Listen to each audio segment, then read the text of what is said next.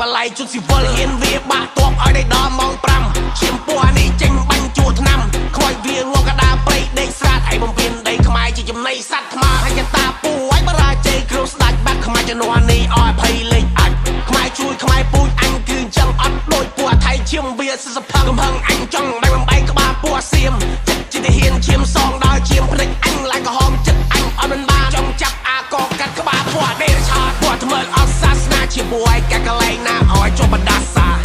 ពណ៌ថ្មើលអត់សាសនាស្រែកឃ្លានដីខ្មែរគ្រប់ចំនួនខ្សត្រាពណ៌ថ្មើលអត់សាសនាជាបួយកាកកលែងណាឲ្យចុះបណ្ដាសា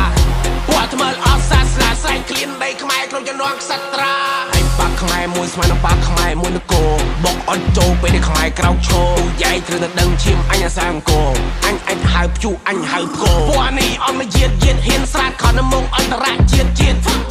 យល់បីពណ៌នេះពិនខាងផភូចាញ់ក្នុងសមរភូមិចាញ់ទាំងការទូដាច់ក្បាលដាច់ដីដាច់ជើងណាស់បែងនឹកកើនបែរតែហ៊ានលោក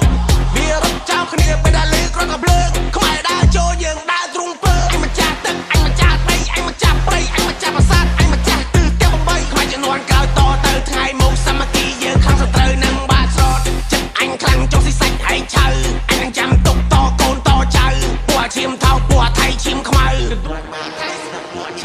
ដកទុំជាតិចោលជន់នៅលើដីមកចន្ទកោដើរចូលយើងដើរទុំជ័យនេះជាទឹកដីអញសុំស្ដាប់ពណ៌ដីថៃខ្មាំងបរាជ័យខ្លាចជាកំដរដីយើងត្រូវការសុខសន្តិភាពបើមានអ្នកជាតិយើងត្រូវទៅតដៃ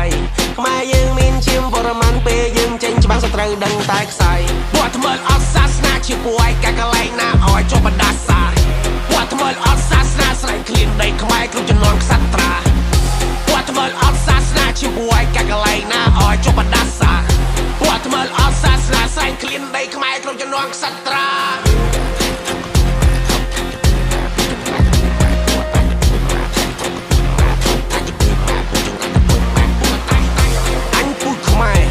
មិនមែនអ្នកជំនឿស៊ីអត់ពូឯងមកជន់ឆ្លៀឲ្យផ្ដាំតកូនតចៅឯង